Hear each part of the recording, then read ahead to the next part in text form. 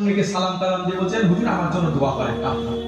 Wise Carney রাহমাতুল্লাহ আলাইহি তিনি বলছেন হ্যাঁ এ কি ব্যাপার, তুমি হজ থেকে এসেছো ফিরে তুমি আমার জন্য দোয়া করো, তুমি আমার কাছে দোয়া চাইছো? তিনি বললেন না, আপনি বরং আমার মাগফিরাতের দোয়া করুন।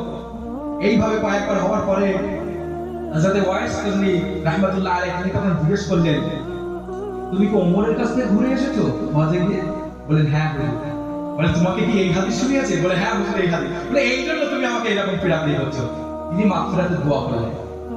কিন্তু এই খবর চারিদিকে দ্রুত হাওয়ার ন্যায় চারিদিকে প্রসারিত হতে থাকলো, ছড়িয়ে পড়লো চারিদিকে। তখন ওয়াইস কর্নি রাহমাতুল্লাহ আলাইহি তিনি আত্মগোপন করলেন। তখন মাঝে মাঝে লোকের সঙ্গে দেখা হয়, তিনি যখন আত্মগোপন করবেন তখন এক ব্যক্তি তাকে একটা চাদর দিলেন, তখন তিনি আবার ওই চাদরটা কাকে দিয়ে দিয়েছেন। তার এত সম্পদের লোক নাই। তখন কি করলেন, ওই ব্যক্তি যখনই যার সঙ্গে